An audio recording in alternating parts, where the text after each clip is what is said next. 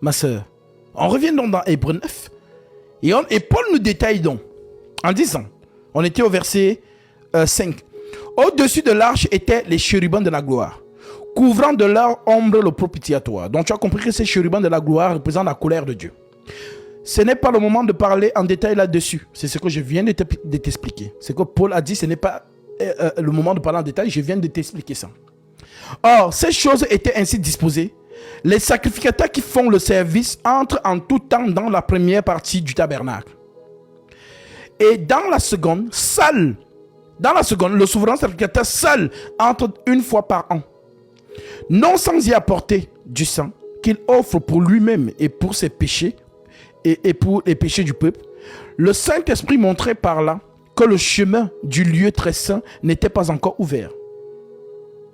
Oui, parce que le seul qui peut ouvrir ce chemin, c'est Melchisédek lui-même. Tant que la première tabernacle subsistait, alors tant que l'exercice d'Aaron est toujours effectif, le vrai chemin ne s'ouvre pas. Donc pour que le chemin s'ouvre, il faut donc transmission d'autorité.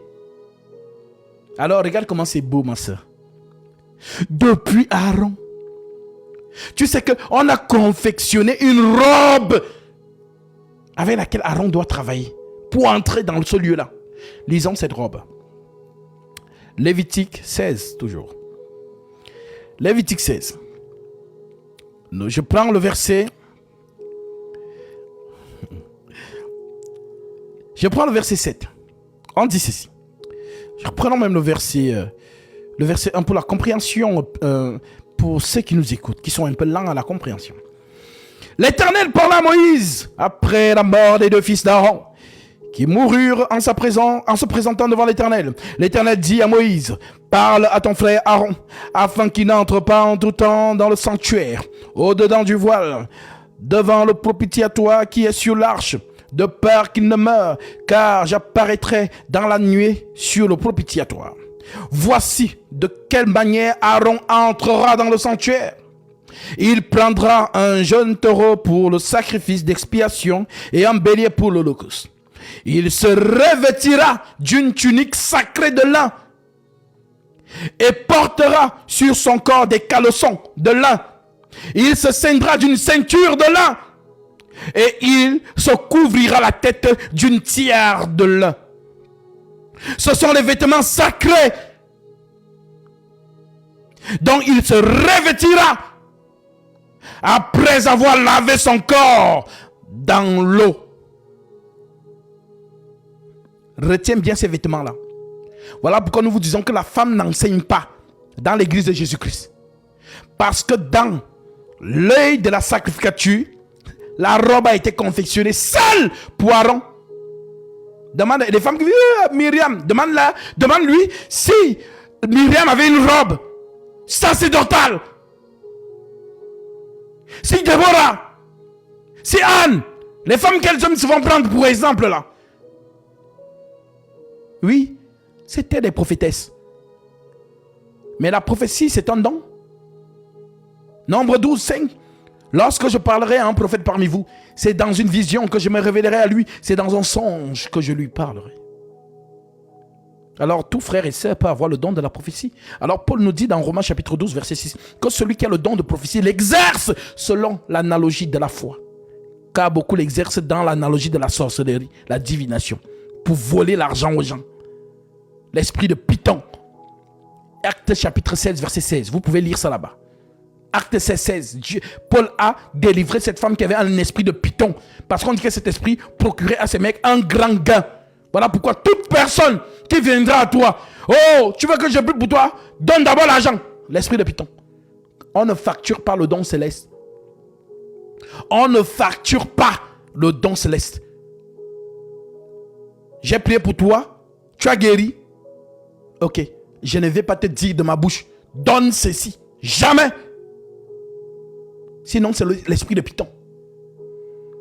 Mais si toi-même, de ton cœur, tu es touché, tu dis, ah, Seigneur, et tu viens faire une offrande, là, Dieu a mis ça dans ton cœur. Voilà pourquoi les apôtres ne mangez que ce qu'on mettait sur la table, comme Jésus l'a ordonné. Mangez ce qu'on posera sur votre table. C'est votre salaire. Des faux hommes de Dieu, des sorciers. Paul avait raison.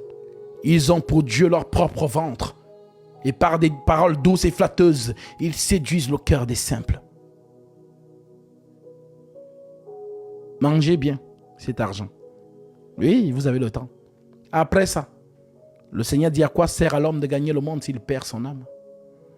Le châtiment. Vous allez gérer le retour, comme on dit au Cameroun. Et c'est ce que Paul dit. Leur fin sera selon leurs œuvres. La manière dont tu as mangé l'argent des gens là. Tu mens aux gens avec le nom de Jésus. Oh, on me dit que tu vas mourir. Sème ton Isaac, sinon... Voilà. Donc, la femme, elle allait s'endetter, non? En banque. Parce que tu lui as dit qu'elle va mourir. Donc, elle est prête à tout. Elle ne veut pas mourir. Des pauvres âmes. Vous jouez sur leur psychologie. Et à vous aussi. Voilà pourquoi on vous demande de lire les Écritures. Pour que lorsque un homme se présentera devant vous, se disant homme de Dieu, vérifiez-le à la lumière des Saintes Écritures. Alors reconnaissez à ceci l'Esprit de Dieu. Le Seigneur, dans Matthieu 10, dit à ses ouvriers qu'il envoie chasser les démons, purifier les lépreux, ressusciter les morts, guérissez les malades. Vous avez reçu gratuitement. Ne facturez pas. Si j'entends que quelqu'un a dit donne d'abord l'argent. Oh, sème ceci. Vous allez me sentir. Donc ceux qui viennent à vous, oh donc tu es malade, viens, je vais prier pour toi, mais avant de prier, il faut que tu sèmes. Oh, je vois, Dieu m'a dit que tu as un esprit de ceci. Donc sème d'abord. Oui, non, fais l'autel, pose l'enveloppe sur l'autel. Oh, machin, des voleurs!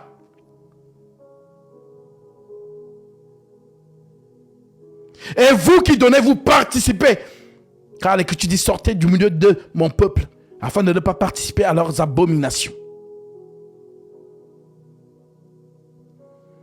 Que celles et ceux qui ont les oreilles pour entendre, entendent. Alors oui, il se revêtira de la tunique sacrée de lin, et il portera sur son corps des caleçons de lin, et se ceindra d'une ceinture de lin. Il se couvrira la tête d'une tiare de lin. Ce sont les vêtements sacrés dont il se revêtira après avoir lavé son corps dans l'eau. Alors, ma sœur, ce vêtement sacré préfigure quoi? L'Esprit de Dieu. Donc, pour que Aaron travaille faire dans l'expiation, dans le lieu très saint, il doit d'abord entrer dans l'eau. Et après avoir lavé son corps dans l'eau, il doit maintenant porter le vêtement sacré. Ok. Et lorsqu'il est habillé ainsi, à ce moment, il peut commencer l'expiation. D'accord. Maintenant, cela se réalise en Jésus-Christ comment? Parce que c'est lui Melchisédek. Lisons donc.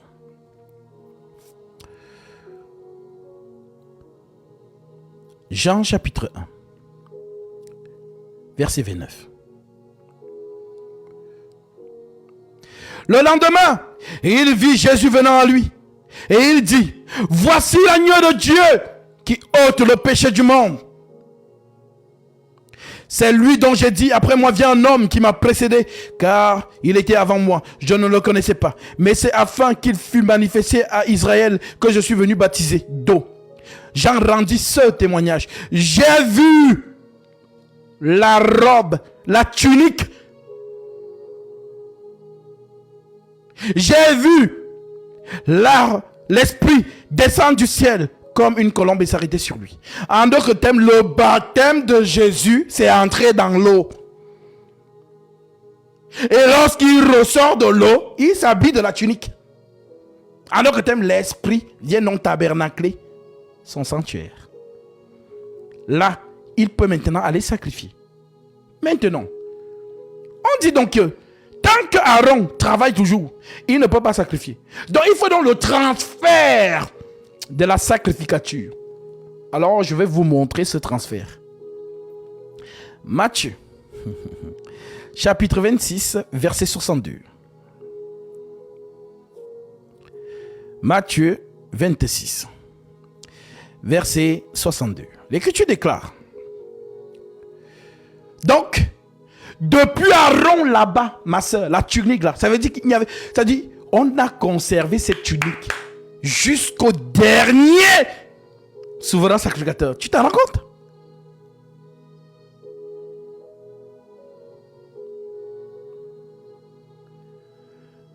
Aaron, lorsqu'il meurt, un autre le succède, la même robe. Lorsque l'autre la meurt, un autre le succède, la même robe. Un autre meurt, l'autre le succède, la même robe, la même robe, la même robe, jusqu'au dernier. Et c'est le dernier là qui va voir Melchisédek avec ses yeux pour la transmission. Voici donc ça ici. Matthieu 26, verset 62. Le souverain sacrificateur se leva et lui dit, ne repens-tu rien? Qu'est-ce que ces hommes déposent contre toi? Jésus garda le silence.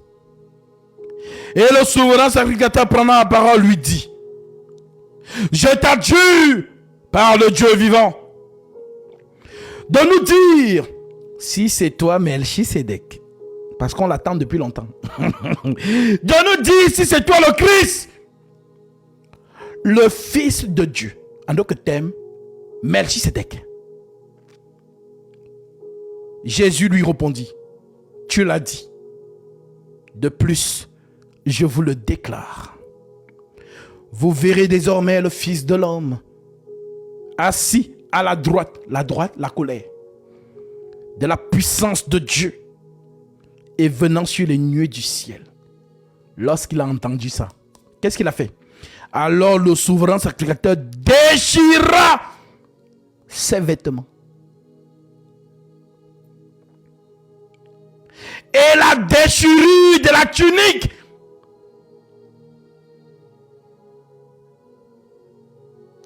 ça veut dire que le sacerdoce lévitique prend fin. Parce que la loi interdisait de déchirer cette robe. La loi interdisait ça. Est-ce qu'il y a l'écriture qui le dit? Lisons l'écriture.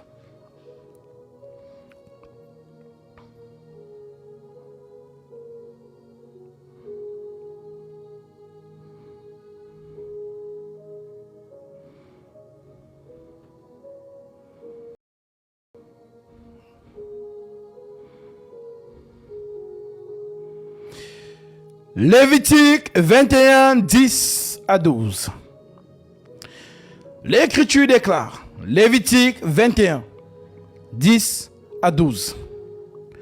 Le sacrificateur qui a la supériorité sur ses frères, sur la tête duquel a été répandue l'huile d'onction et qui a été consacré et revêtu des vêtements sacrés, ne découvrira point sa tête et ne déchirera point ses vêtements. Ok. Maintenant, c'est ce que nous voyons ici.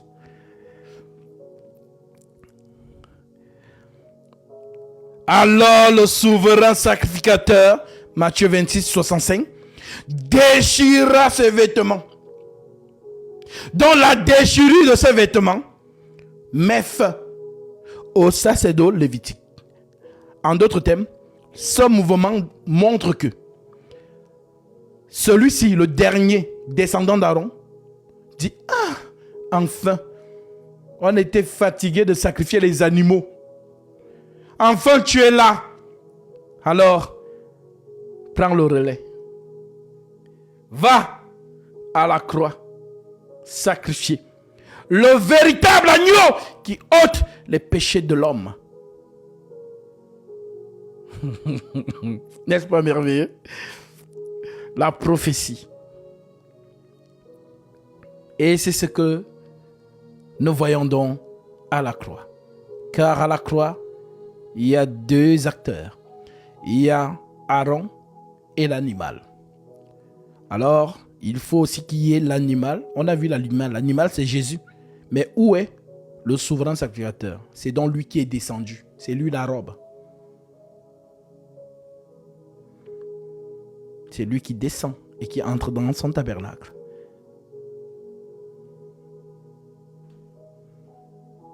Okay. Alors, lorsqu'il entre donc, lorsqu'il sacrifie, qu'est-ce qui se passe? On dit donc que le lieu très saint, le rideau s'est déchiré de haut en bas. Les hommes charnels, ils voient un rideau.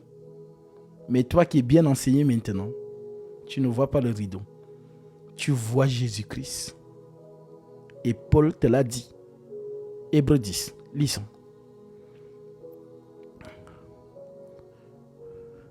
Hébreux 10, verset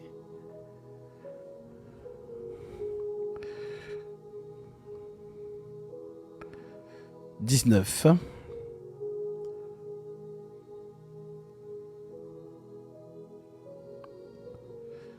Hébreux 10, verset 19. Écoutez ce que Paul dit. Que Dieu te bénisse, mon frère. Tu as été certainement touché par la révélation. Et le Seigneur dispose dans ton cœur de faire cette offrande pour prendre ta bénédiction. Alors, conformément à sa parole, que celui à qui l'on enseigne la parole fasse part de tous ses biens celui qui l'enseigne. Ne vous y trompez pas, ne se moque pas de Dieu. Ce qu'un homme aura semé, il le moissonnera aussi. Corrélé à Matthieu 10, le Seigneur déclare, l'ouvrier mérite sa nourriture. En entrant dans la maison, saluez-la. Si la maison en est digne, que votre Père vienne sur elle. Et si elle n'en est pas digne, que votre Père retourne avec vous. Tu en es digne. Car ce que tu as donné, je vais manger, comme les 3 hommes ont mangé chez Abraham, et la bénédiction est entrée dans sa demeure. Alors que par cette offrande, le Seigneur t'accorde ce que ton cœur désire, lui qui connaît tes prières et tes doléances, et qu'il déverse en toi ses dons spirituels. Au nom de Jésus-Christ, mon frère, sois abondamment béni. Shalom. Alors, Paul nous révèle donc à Hébreux 10, verset 19. Ainsi donc, frères, puisque nous avons au moyen du sang de Jésus une libre entrée dans le sanctuaire,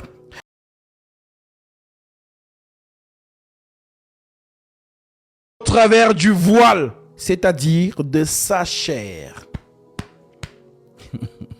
Donc, la chair dans le voile qui empêchait qu'on entre dans la présence de Dieu, c'était Jésus-Christ. Donc, lorsque le rideau se déchire, donc, c'est Jésus lui-même qui s'ouvre. C'est lui la porte du ciel. Je suis la porte des brebis. Celui qui entre par moi trouvera des verts pâturages.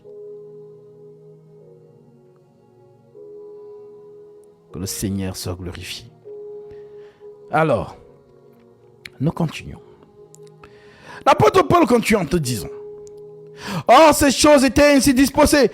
Au chapitre 9, nous sommes au chapitre 9, verset 6. Or ces choses étaient ainsi disposées.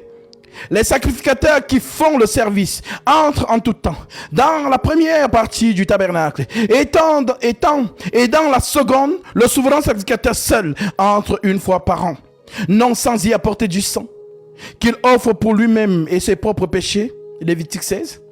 Le Saint-Esprit montrait par là que le chemin du Dieu très saint n'était pas encore ouvert, tant que le premier tabernacle subsistait. C'est une figure pour le temps actuel où l'on présente des offrandes et des sacrifices qui ne peuvent rendre parfait sous le rapport de la conscience celui qui rend ce culte. Et qui, avec les aliments, les ablutions et les boissons et les diverses ablutions, étaient des ordonnances charnelles imposées seulement jusqu'à une époque de réformation. Verset 11. Mais Christ est venu comme souverain sacrificateur des biens à venir. Il a traversé le tabernacle plus grand et plus parfait, qui n'est pas construit de main d'homme, c'est-à-dire qui n'est pas de cette création. Ce tabernacle, c'est qui? C'est Jésus, qui n'a pas été construit de main d'homme. En d'autres termes, aucun homme n'a fait l'amour avec Marie pour la féconder. Donc, Marie fécondée, elle a été fécondée par l'Esprit. Voilà pourquoi c'est le tabernacle spirituel. C'est la maison de Dieu. Dieu n'habite pas dans le temple fait de main d'homme. En d'autres termes, le temple de Dieu, c'est Jésus-Christ. C'est ce que Paul t'explique ici. Non avec le sang des boucs et des veaux. Et il est entré une fois pour toutes dans le lieu très saint. Non avec le sang des boucs et des veaux, mais avec son propre sang. Alléluia. Avec son propre sang. Alléluia. Avec son propre sang. C'est merveilleux.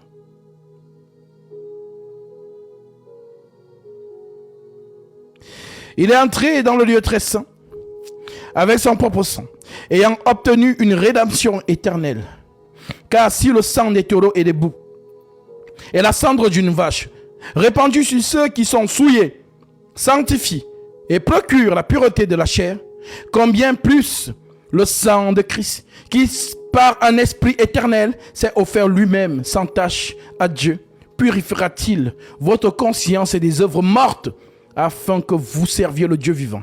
Et c'est pour cela qu'il est le médiateur d'une nouvelle alliance, afin que la mort étant intervenue pour le rachat des transgressions commises sous la première alliance, ceux qui ont été appelés reçoivent l'héritage éternel qui leur a été promis. Car là où il y a un testament, c'est ici que c'est très intéressant. Car là où il y a un testament, il est nécessaire que la mort du testateur soit constatée. Alors, je vous pose la question. Qui laisse un testament? C'est le père à son enfant. Alors Paul te dit, là où il y a un testament, en effet, car là où il y a un testament, il est nécessaire que la mort du testateur soit constatée. Un testament, en effet, n'est valable qu'en cas de mort, puisqu'il n'a aucune force tant que le testateur vit. Voilà pourquoi c'est avec du sang que même la première alliance fut inaugurée. Moïse, après avoir prononcé devant tout le peuple tous les commandements de la loi, prit le sang des veaux et des boucs avec de l'eau et de la laine écarlate et de l'hysope, et il fit l'aspersion sur le livre lui-même et sur tout le peuple en disant: ceci est le sang de l'alliance que Dieu a ordonné pour vous. Donc vous comprenez pourquoi Jésus a fait la même chose en disant: ceci est mon corps, ceci est mon sang, le sang de la nouvelle alliance, ainsi de suite. Donc les enfants d'Israël ont fait l'alliance avec l'animal, mais nous avons fait l'alliance avec le sang de Dieu. Alléluia. Il fit pareillement l'aspersion avec le sang sur le tabernacle et sur tous les ustensiles du culte, et presque tout d'après la loi. Donc ma sœur Graciela, si tu m'écoutes, voilà donc ce que le Seigneur t'a montré en vision hier en plein live. Si tu m'écoutes, et pour ceux qui ont écouté la vision qu'elle a eue, il fit pareillement l'aspersion avec le sang sur le tabernacle et sur tous les ustensiles du culte, et presque tout d'après la loi est purifié avec du sang. Et sans effusion de sang, il n'y a point de pardon. Alléluia. Il était donc nécessaire, puisque les images des choses qui sont dans les cieux devaient être purifiées de cette manière, que les choses célestes elles-mêmes le furent, par des sacrifices plus excellents que cela. Car Christ n'est pas entré dans un sanctuaire fait de main d'homme, en imitation du véritable, mais il est entré dans le ciel même, afin de comparaître maintenant pour nous devant la face de Dieu. Alors comparaître devant la face de Dieu, c'est quoi? Nous sommes dans le langage spirituel, ne l'oubliez pas. Comparaître devant la face de Dieu, ce n'est pas comme je suis devant vous, je comparais devant vous. Non. Devant la face de Dieu, nous disons que Christ est Dieu, mais il compare encore devant quel Dieu? C'est un langage donc. Donc comparer devant la face de Dieu, en fait, c'est intercéder. Voilà pourquoi Gabriel dit à Zacharie, qui est souverain sacrificateur: je suis Gabriel, je me tiens devant Dieu. En d'autres termes, c'est moi l'intercesseur. Amen, Réri. L'intercession, c'est moi l'intercédeur. Et qui intercède? Lisons l'écriture. Romains chapitre 9. Romains chapitre 9.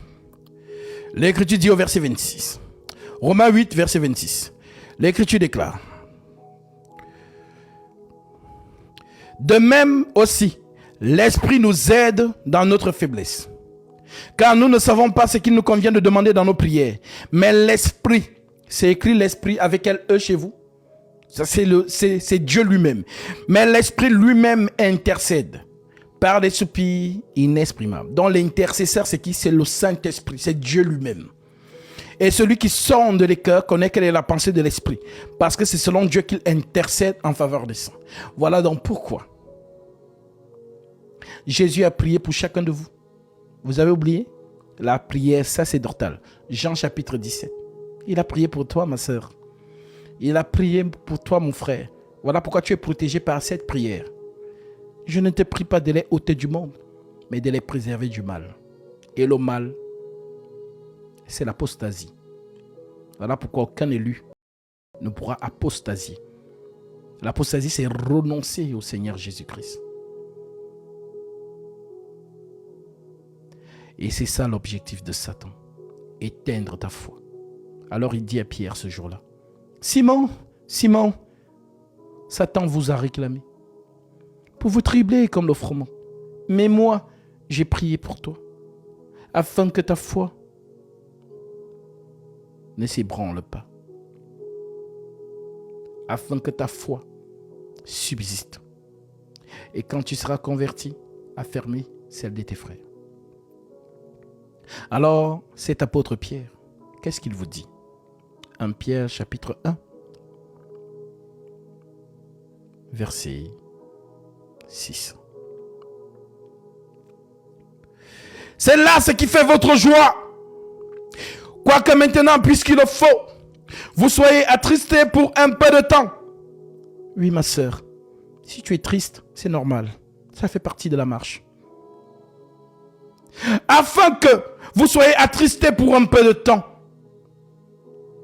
par diverses épreuves, afin que l'épreuve de votre foi, plus précieuse que l'or périssable, qui cependant est éprouvée par le feu, ait pour résultat la louange, la gloire et l'honneur lorsque Jésus-Christ paraîtra. Lui que vous aimez sans l'avoir vu, en qui vous croyez sans le voir encore, vous réjouissant d'une joie ineffable et glorieuse, parce que vous obtiendrez le salut de vos âmes pour prix de votre foi. Donc après notre conversion, nous avons un défi, garder la foi. Et Jésus a prié pour nous pour qu'elle nous soit conservée. Voilà donc pourquoi Satan mettra tout au point. Il mettra toutes les stratégies qui lui sont possibles pour que tu perdes la foi. Alors Jésus, le sachant, il t'a donc parlé en te disant que Dieu te bénisse, mon frère. Tu as été touché par la parole du Seigneur, mets dans ton cœur de faire cette offrande pour prendre ta bénédiction. Alors conformément à sa parole, Galates 6 à 7, que celui à qui l'on enseigne la parole fasse part de tous ses biens à celui qui l'enseigne. Ne vous y trompez pas. On ne se moque pas de Dieu, ce qu'on aura semé, le moissonnera aussi. Corrélé à Matthieu 10, le Seigneur déclare l'ouvrier mérite sa nourriture. En entrant dans la maison, celui-là. Si la maison en est digne, que votre Père vienne sur elle. Et si la maison n'en est pas digne, que votre Père retourne avec vous. Tu en es digne. Car ce que tu as donné, je vais manger. Comme les 3 hommes ont mangé chez Abraham et la bénédiction est entrée dans sa demeure. Alors que par cette offrande, le Seigneur t'accorde ce que ton cœur désire, lui qui connaît tes prières et tes doléances, et qu'il déverse en toi ses dons spirituels. Au nom de Jésus-Christ, sois béni. Tu te reconnaîtras aussi, toi le frère qui a fait encore cette offrande, conformément à la parole du Christ, Galates 6 à 7, que celui à qui l'on enseigne la parole fasse part de tous ses biens à celui qui l'enseigne. Ne vous y trompez pas, ne se moque pas de Dieu, ce qu'on aura semé, le moissonnera aussi. Corrélé à Matthieu 10, l'ouvrier mérite sa nourriture. En entrant dans la maison, celui-là. Si la maison se juge digne, que votre Père vienne sur elle. Et si la maison n'en est pas digne, que votre Père retourne avec vous. Tu en es digne, car ce que tu as donné, je vais manger. Comme les 3 hommes ont mangé chez Abraham et la bénédiction est entrée dans sa demeure. Alors que par ces offrandes, le Seigneur vous accorde ce que votre cœur désire, lui qui connaît votre prière et votre doléance, et qui déverse en vous ses dons spirituels. Au nom de Jésus-Christ, soyez bénis. La parole de Christ est vivante. Vous qui faites confiance à l'Écriture, l'Écriture vous le rend. Je ne vous connais pas. Vous êtes touché par la puissance de la prédication, parce que cette parole trouve place dans votre esprit. Alors cet esprit vous permet de manifester l'Écriture concernant l'ouvrier du Seigneur. Alors, lorsque vous le faites, c'est pour prendre votre bénédiction. Vous ne le faites pas parce que vous voulez être gentil. Vous le faites parce que l'Écriture le dit. Le Seigneur a ordonné à ceux qui annoncent l'Évangile de vivre de l'Évangile. Alors, vous qui mettez foi en ces dires à lui, alors sachez-le. Ces paroles sont esprit et vie. Alors, le Seigneur, sachant que notre foi sera éprouvée tout au long de notre marche, nous donne donc la parabole de Matthieu chapitre 13 pour que nous soyons forts et que nous soyons la quatrième terre. Il nous dit dans sa parabole, Matthieu 13 au verset 18, « Vous donc écoutez ce que signifie la parabole du semeur. Lorsqu'un homme écoute la parole du royaume et ne la comprend pas, le malin, dont Satan, vient et enlève ce qui a été semé dans son cœur. Cet homme est celui qui a reçu la semence le long du chemin. » La semence, c'est la parole. Celui qui a reçu la semence dans les endroits pierreux, c'est celui qui entend la parole et la reçoit aussitôt avec joie, mais qui n'a pas de racine en lui-même. Il manque de persistance. Et dès que survient une tribulation ou une persécution à cause de la parole, il y trouve une occasion de chute. Celui qui a reçu la semence parmi les épines, c'est celui qui entend la parole, mais en qui les soucis du siècle et la séduction des richesses étouffent cette parole et la rendent infructueuse. Oui, mon âge passe, je ne suis pas encore marié, je n'ai pas encore construit, je n'ai pas d'argent, je n'ai pas ceci, je n'ai pas cela. Les soucis du siècle. Verset 23, la bonne terre. Celui qui a reçu la semence dans la bonne terre, c'est celui qui entend la parole et qui la comprend. Qui a à entendre et comprendre. Nous pouvons tous entendre, mais tous comprendre, non, puisque la compréhension n'est pas liée à l'homme. C'est Dieu qui ouvre l'esprit pour que tu puisses comprendre. Voilà pourquoi on dit dans Actes chapitre 16, il lui ouvrit le cœur pour qu'elle fût attentive à ce que disait Paul. Donc Dieu ouvre le cœur de la sœur Lydie pour que les paroles de Paul la percutent. Et celle-ci a pris son baptême. Que Dieu te bénisse, mon frère ou ma sœur qui est derrière cette offrande. Tu te reconnaîtras parce que je ne vois pas ton nom. Tu as été touché par la parole et le Seigneur met dans ton cœur de faire cette offrande pour prendre ta bénédiction. Alors,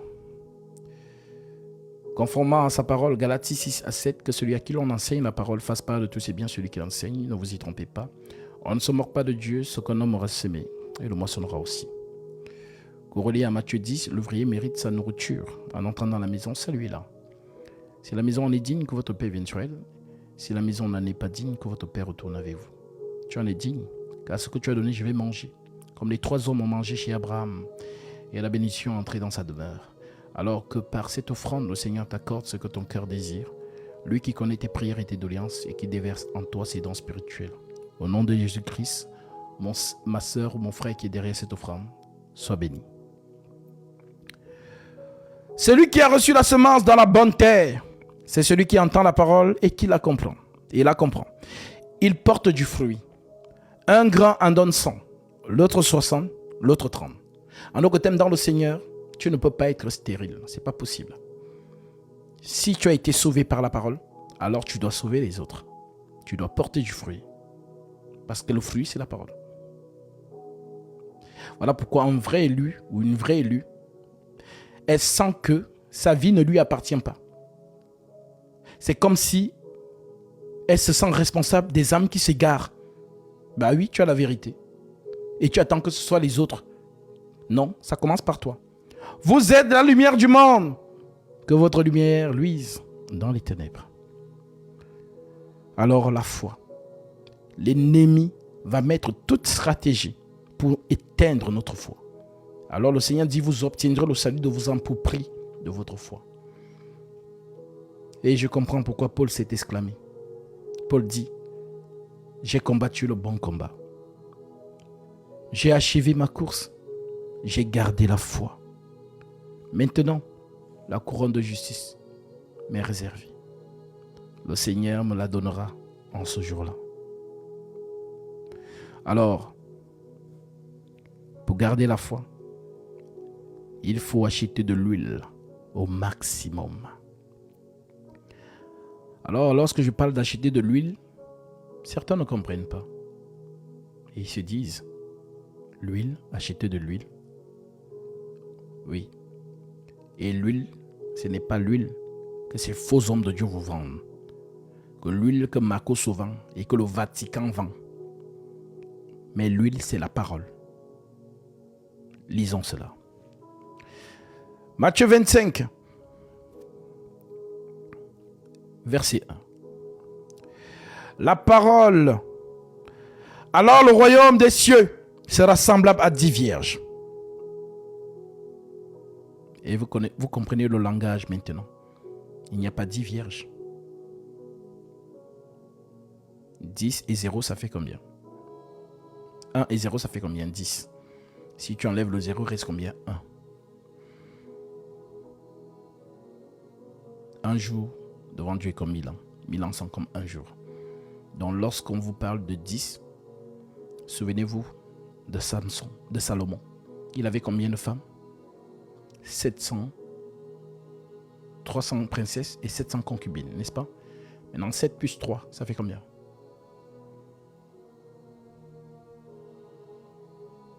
10.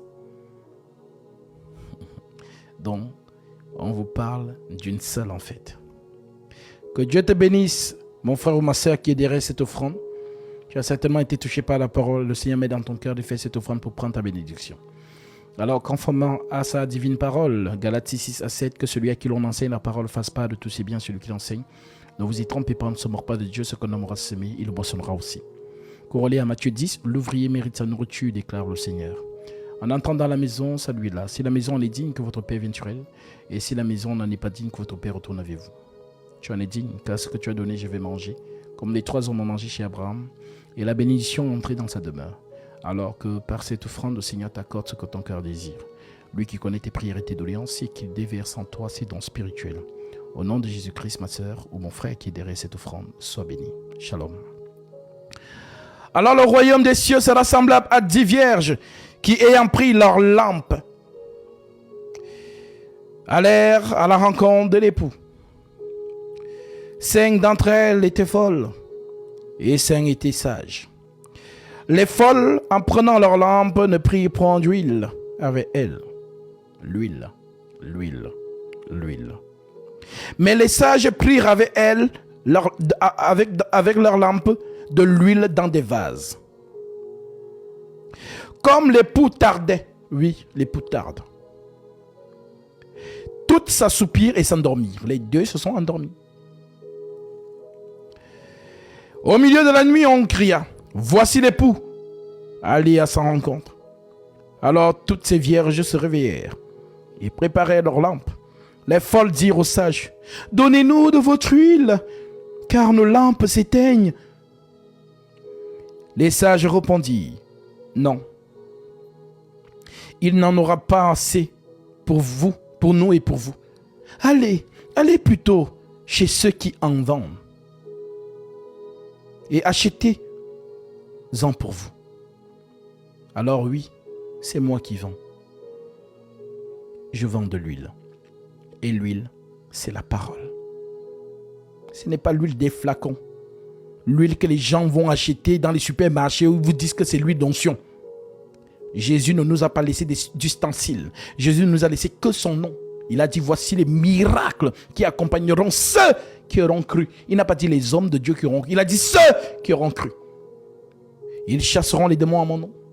Ils parleront des nouvelles langues. Ils imposeront les mains aux malades à mon nom et les malades seront guéris. S'ils boivent quelques breuvages mortels, rien ne leur arrivera. Jésus ne nous a pas donné de sel béni, de l'eau, de citron. Oh, prends ceci, fais cela, mets ceci, mets cela. Vous qui faites ces choses, vous êtes dans les films nigériens, la sorcellerie. Oui. Vous êtes dans, c'est-à-dire la magie. Jésus ne nous a laissé que son nom. Tout est sanctifié par la prière. Au nom de Jésus-Christ, nous chassons les démons. Au nom de Jésus-Christ, nous imposons les mains aux malades et ils sont guéris. C'est la foi que tu mets dans ce nom qui guérit les malades. Ce n'est pas ta piété. Car lorsque Pierre et Jean ont relevé ce paralytique, ils ont précisé cela. Pourquoi vous étonnez-vous de ce que nous eussions fait marcher cet homme? Ce n'est pas par notre piété ou par notre puissance, mais c'est le nom de Jésus-Christ. Alors oui, la foi pleine que tu as en ce nom-là, toi qui me fais confiance à ces paroles, car il dit mes paroles sont esprit et vie. Dans la manière dont tu mets la foi dans ce qu'il a dit, c'est comme ça que la puissance se dégage. Toi qui doutes donc dans le cœur, tu ne verras jamais sa gloire. Pourquoi tu doutes de ses paroles? Il a dit, exerce-le avec foi. Et tu verras la puissance du Christ. Car la parole de Dieu ne consiste pas seulement en parole, mais avec la démonstration de la puissance, nous dit l'apôtre Paul. Alors oui, vendre de l'huile, c'est l'enseignement. Plus tu écoutes l'enseignement, plus la flamme, parce que la foi c'est la flamme. Et c'est qui, si on te prend la métaphore de la lampe et de l'huile, on est en train de te dire en fait que c'est le voyage dans la nuit. Donc si ta lampe est remplie d'huile, si tu ne prends pas de l'huile en réserve, tout au long du voyage de la nuit, il arrivera un moment où l'huile va manquer, ou va diminuer dans la lampe. Et plus l'huile diminue, plus la flamme baisse. Plus il y a de l'huile, plus la flamme est vive. Alors les folles disent bien, donnez-nous de votre huile, car nos lampes s'éteignent. Donc la lampe est allumée, ça veut dire qu'il y a l'huile dedans. Mais la lampe est en train de s'éteindre, parce qu'elles n'ont pas de l'huile en réserve. En fait, ce langage, c'est écouter la parole en abondance. Écoutez les enseignements en abondance. Plus vous écoutez, plus votre foi est toujours vive. Moins vous écoutez, plus vous allez voir. Voilà pourquoi quand tu m'entends prêcher, si tu es honnête dans ton esprit, tu sentiras que il ne prêche pas comme les autres. C'est vraiment la pureté de l'écriture, de la parole. Là, on entre vraiment dans la connaissance du Christ et non pas dans les choses de la vie, des conseils, des ceci, des cela. C'est vraiment dans la plénitude de la révélation de Jésus-Christ. Voilà pourquoi le Saint-Esprit a été donné à l'Église, pour nous démystifier Christ dans sa hauteur, dans sa profondeur, dans sa longueur et dans sa largeur. Je vous lis le verset. Éphésiens 4, vous allez savoir pourquoi le Saint-Esprit a été donné à l'Église. Éphésiens chapitre 4, je prends le verset 9. Or, que signifie qu'il est monté? Sinon qu'il est aussi descendu dans les régions inférieures de la terre. Celui qui est descendu, c'est le même qui est monté au-dessus de tous les cieux. Il n'est pas monté au ciel. Hein. Il est monté au-dessus, c'est une expression pour dire dans l'éternité. Il est monté au-dessus de tous les cieux afin de remplir toutes choses. Il a donné les uns comme apôtres, les autres comme prophètes, les autres comme évangiles, les autres comme pasteurs et docteurs. Pourquoi? Pour le perfectionnement des saints. On te perfectionne. Comment? Pour le perfectionnement des saints. En vue de l'œuvre du ministère de l'édification. Édifier, c'est quoi? Le mot édifier, c'est élever les murs. Le fondement est posé par les apôtres. Maintenant, on édifie. On élève les murs. Voilà pourquoi les murs qui sont élevés, c'est ça qu'on appelle les pierres vivantes. Les pierres vivantes. Nous ne sommes pas les pierres mortes. Donc, nous sommes, chaque membre du corps de Christ est un parpaing spirituel. Est une brique spirituelle. Donc, lorsque on convoque l'assemblée des saints, les briques qui se réunissent forment la maison de Dieu. Voilà pourquoi l'église n'est pas un bâtiment. L'église, c'est toi. L'église, c'est moi. Donc, lorsqu'on sonne la trompette, nombre 10, les parpaings ou les briques se réunissent autour d'un homme. C'est écrit. Voilà pourquoi le modèle du Vatican et que les églises réveillées ont copié, ce n'est pas le modèle apostolique. Nous sommes dans le modèle de la marche du désert. Lorsqu'on tonnait la trompette, c'était pour se réunir autour de Moïse. On n'improvise pas ces choses. Alors oui, pour le perfectionnement des saints, en vue de l'œuvre du ministère de l'édification du corps de Christ, jusqu'à ce que nous soyons tous parvenus à l'unité de la foi et de la connaissance du Fils de Dieu. On doit vous le faire connaître, de la connaissance du Fils de Dieu à l'état d'homme fait. Donc on doit vous prêcher Jésus en tant qu'homme. Quand il était homme, on doit vous le prêcher. À l'état d'homme fait et à la mesure de la statue parfaite de Christ. Donc on doit aussi vous le prêcher dans la révélation. Car Paul a dit, si vous avez connu Jésus selon la chair, sachez que nous ne le connaissons plus de la même manière. Il est devenu un esprit.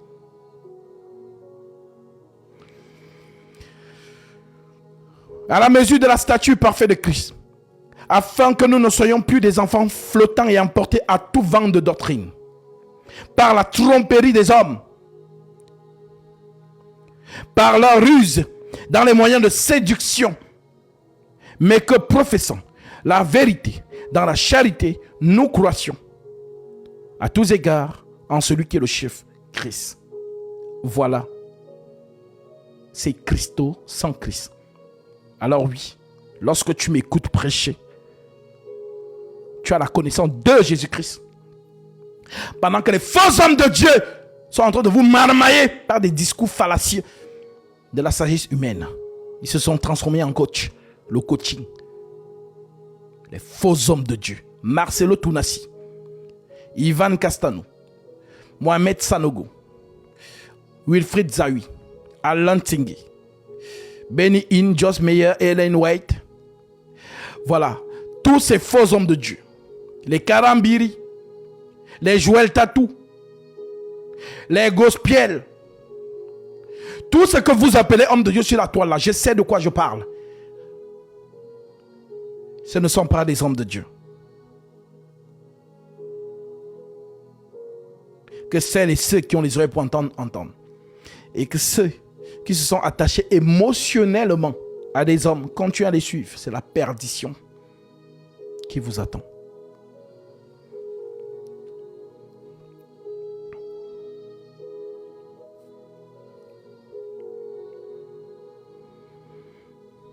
Alors, ma sœur,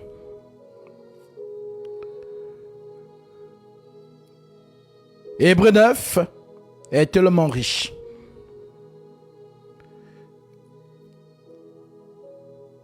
L'écriture continue en disant, car là où on a lu, verset 23, il était donc nécessaire, puisque les images et les choses qui sont dans les cieux devaient être purifiées de cette manière, que les choses célestes elles-mêmes le fussent par des sacrifices plus excellents que cela. Car Christ n'est pas entré dans un sanctuaire fait de main d'homme, en imitation du véritable, mais il est entré dans le ciel même, afin de comparaître pour nous devant la face de Dieu.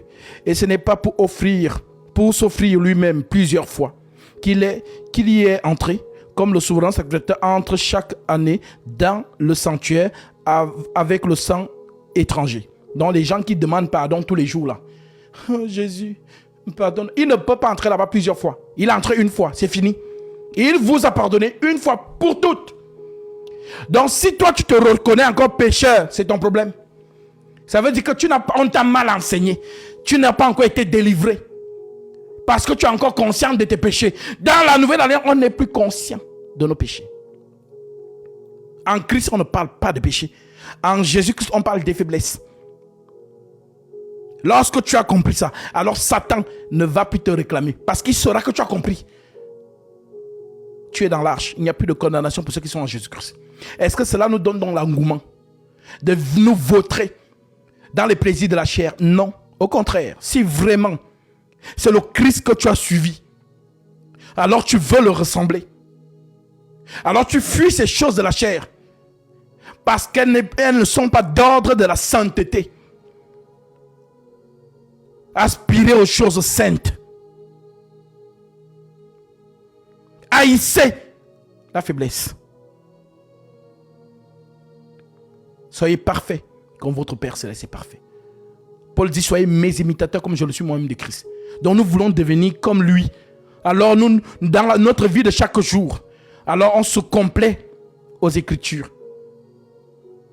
Mais ce n'est pas par notre faiblesse que nous sommes sauvés. Il nous a purifiés. C'est à toi d'accepter qui t'a pardonné.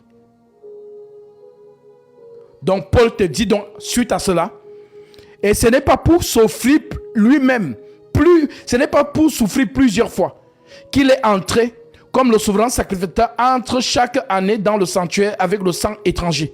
Autrement, il aurait fallu qu'il eût souffert plusieurs fois depuis la création du monde.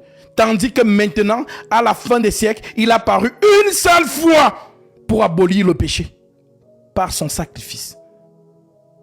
Donc toi qui demandes Dieu pardon, ça veut dire que tu te reconnais encore pécheur. Que, Jésus, vraiment, on ne t'a pas bien fouetté.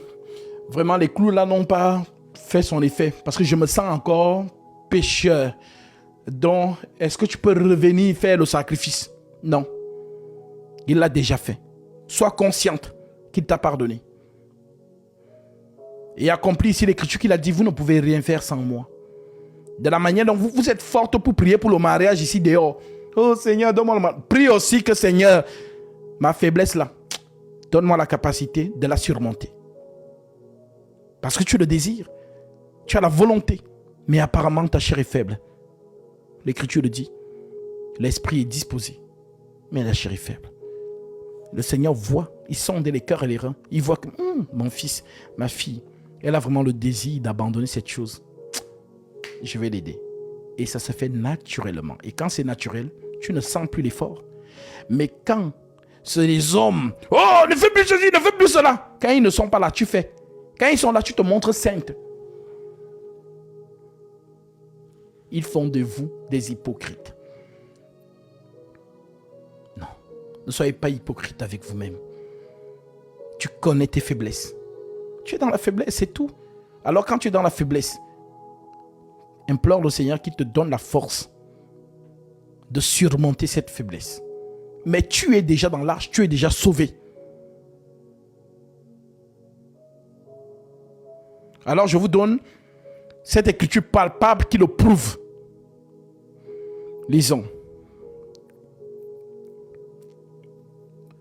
1 Jean, chapitre 5, verset 7. Si quelqu'un voit son frère commettre un péché qui ne mène point à la mort, qu'il prie, et Dieu donnera la vie à ce frère. Il la donnera à ceux qui commettent un péché qui ne mène point à la mort. Il y a un péché qui mène à la mort. Ce n'est pas pour ce péché que je dis de prier. Et le péché qui mène à la mort, c'est de ne pas reconnaître Jésus-Christ comme étant le seul vrai Dieu tout-puissant, manifesté en chair, qui a porté les transgressions de tous les hommes et qui est mort à la croix, ressuscité le troisième jour pour le salut de nos âmes. Voilà pourquoi Jésus dit dans Jean chapitre 8 verset 24, c'est pourquoi je vous ai dit que vous mourrez dans vos péchés si vous ne croyez pas ce que je suis. Mais croire qu'il est quoi? Le Dieu tout-puissant. C'est en fonction de ça que nous reconnaissons son amour par le sacrifice, le don gratuit de Dieu, source de vie pour tous les hommes. Alors, on vous dit donc qu'il y a donc deux péchés. Il y a le péché qui mène à la mort et le péché qui ne mène point à la mort. Maintenant, ceux qui sont en Christ, vous qui êtes déjà dans l'arche, vous qui êtes déjà dans la marche, on ne parle plus de péché qui mène à la mort. On parle des péchés qui ne mènent point à la mort. Donc vos faiblesses, c'est que vous avez là. Alors, montrons un exemple palpable. Nous lisons 1 Corinthiens chapitre 5. L'Écriture dit quoi? On entend dire généralement qu'il y a parmi vous de l'impudicité. Et une impudicité telle qu'il ne s'y rencontre même pas chez les païens. C'est au point que l'un de vous a la femme de son père. Et vous êtes enflé d'orgueil. Et vous n'avez pas été plutôt dans l'affliction afin que celui qui a commis un tel acte fût ôté du milieu de vous. Pour moi, absent de corps et présent d'esprit, j'ai déjà jugé. J'ai déjà jugé comme si j'étais présent. Celui qui a commis un tel acte. Au nom du Seigneur Jésus, moi et mon esprit, vous et mon esprit étant assemblés avec la puissance de notre Seigneur Jésus, qu'un tel homme soit livré à Satan pour la destruction de la chair, afin que l'esprit soit sauvé au jour du Seigneur. Vous voyez que le frère, selon la chair, il est voué à Satan. En d'autres termes, la chair et le sang n'hériteront pas du royaume des cieux. Mais son esprit, sera sauvé au jour du Seigneur. Vous avez compris?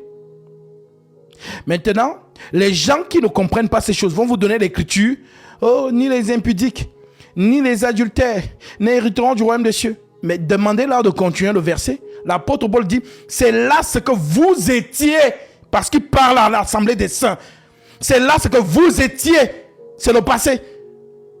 Et il vous enseigne, lisons ça, parce que les gens, ils ne maîtrisent pas tellement le péché qu'ils enseignent n'importe quoi.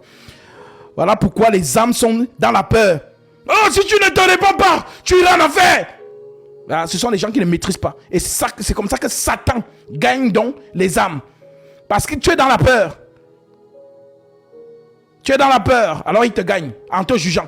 Il t'accuse. Regarde ce que tu as fait. Tu dis que tu es un enfant de Dieu, tu as pris ton baptême, non? Regarde donc ce que tu fais. Tu n'es pas enfant de Dieu. Il est écrit dans 1 Jean chapitre 3 verset 8 que ce sont les fils du diable qui pêchent. Les fils de Dieu ne pêchent pas. Regarde ce que tu as fait. Il t'accuse en permanence. Et là, tu es attristé dans le cœur. Et tu te dis, hein, mais c'est vrai, hein, j'ai tellement fait des choses que j'ai même honte de prier. Quand je prie, j'ai l'impression que ma prière ne monte pas. Non, je me sens sale. Non, franchement, je suis hypocrite avec le Seigneur. C'est Satan qui te met ça dans le cœur. Alors sois délivré par cet enseignement. Que celles et ceux qui ont les oreilles pour entendre, entendent. En Corinthiens 6, verset 9. Alors ces gens vont vous dire, ne savez-vous pas que les injustes n'hériteront point du royaume de Dieu? Ne vous y trompez pas. Ni les impudiques, ni les idolâtres, ni les adultères, ni les efféminés, ni les infâmes, ni les voleurs, ni les cupides, ni les ivrognes, ni les outrageux, ni les ravisseurs n'hériteront le royaume de Dieu. Et c'est là ce que vous étiez. Vous n'êtes plus. Vous êtes l'église.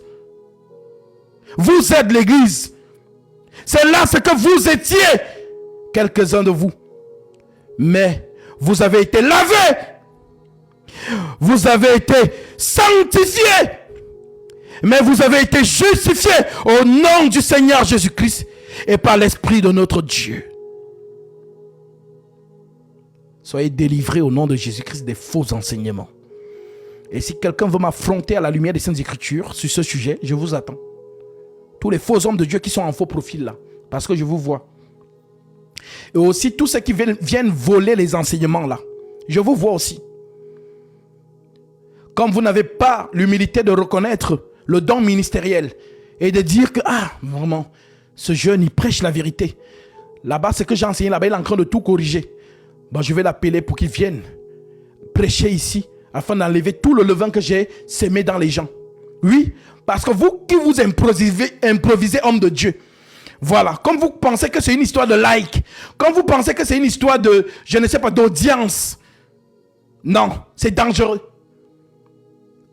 On ne s'improvise pas dans ces choses. Tous les apôtres ont eu un ministère conscient. Tous les prophètes ont été appelés consciemment par Dieu. Même l'apôtre Paul sur le chemin de Damas, c'est un ministère conscient qu'il a reçu. Il n'est pas parti et il a commencé à imaginer les choses. Il savait qui était derrière lui. Parce qu'on lui a dit, entre dans la ville, on te dira ce que tu dois faire. Alors oui, on ne s'improvise pas dans ces choses. Il faut avoir peur de ces choses. Car si tu prêches le mensonge et qu'une âme t'écoute, vous ne mesurez pas. Vous ne mesurez pas la dangerosité de ça. Vous ne mesurez pas. Parce que vous pensez que c'est une histoire de like ou d'audience. Non. Alors oui. Ceux qui vous ont prêché ces choses, lorsque vous m'écoutez, ça tombe dans votre esprit. C'est ça dans l'épée de la justice. L'épée de la justice pénètre jusqu'à partager âme, jointure et moelle. Et elle jurgeait les pensées du cœur. Parce que je l'ai toujours dit, si on a les chaînes à la main, aux pieds, on peut aller chez le soudeur. Il coupe ça avec le laser. Même si on ne trouve pas les clés. Mais celui qui a la chaîne dans la conscience, qui peut aller, est-ce que le soudeur peut aller là-bas? Non. Il n'y a qu'une seule chose qui entre là-bas. L'épée de la justice. La parole de Dieu. Qui délie les chaînes. Les faux enseignements qui sont dans ton esprit. Parce qu'on n'est que ce qu'on reçoit. Tu es ce que tu manges, non? Tu manges mal. On voit ça en toi. Tu manges bien, on le voit aussi. Donc l'enseignement que tu reçois fait ce que tu es. Voilà pourquoi nous vous enseignons, non pas pour vous montrer notre supériorité de connaissance, mais pour que ce qui est dit devienne vie en vous.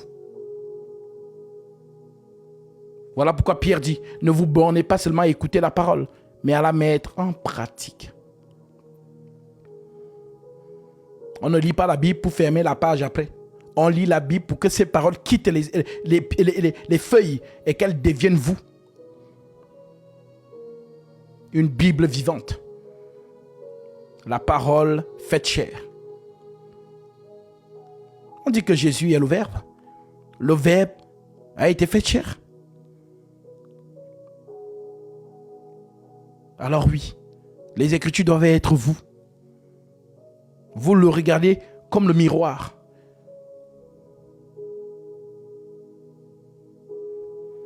Que le Seigneur vous fasse grâce. Toi qui es dans la joie parce que tu écoutes la vérité, sois béni. Et toi qui ne m'écoutes pas, ça veut dire que tu n'aimes pas le Christ. Et si tu n'aimes pas le Christ, sois maudit. Car Paul le dit, si quelqu'un n'aime pas Jésus, qu'il soit maudit.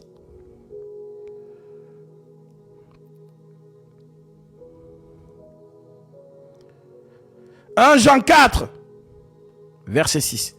Nous sommes de Dieu. Celui qui connaît Dieu nous écoute. Celui qui n'est pas de Dieu ne nous écoute pas. C'est par là que nous connaissons l'esprit de la vérité et l'esprit de l'erreur. » Voilà pourquoi je suis toujours curieux. Quand quelqu'un me dit que Gatsby, j'ai cru en ce que je reste comme ça. Tu as cru? Parce que l'évangile que je prêche, ce n'est pas pour les hommes, hein. C'est pour les esprits. Parce que ce n'est pas un évangile accessible. Moi, je ne donne pas les conseils ici, comment il faut vous marier, comment machin. Oh non, oh bien-aimé, pour entrer dans ta destinée, les 7 techniques pour devenir riche. Ce n'est pas notre prédication. Nous prêchons Jésus-Christ.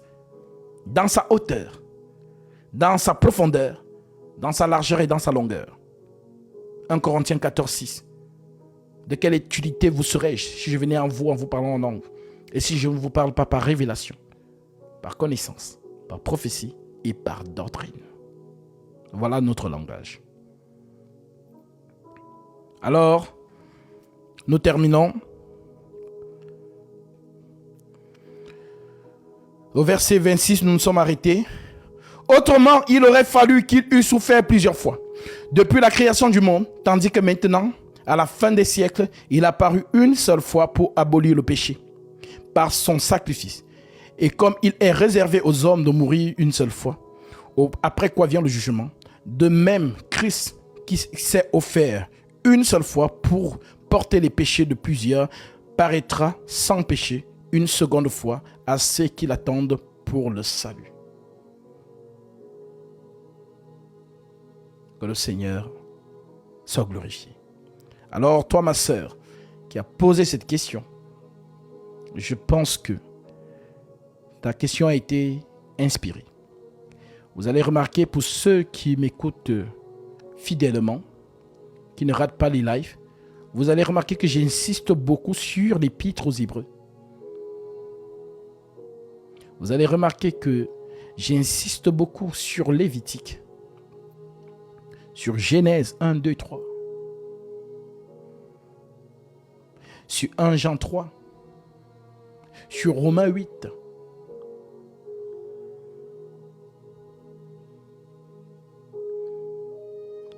Je suis conduit que par l'Esprit. On n'improvise pas. C'est le Saint-Esprit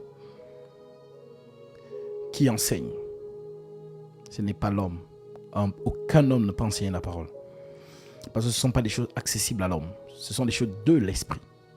C'est poussé par le Saint-Esprit que les hommes ont parlé à la part de Dieu. On parle de ceux qui nous ont précédés dans la foi.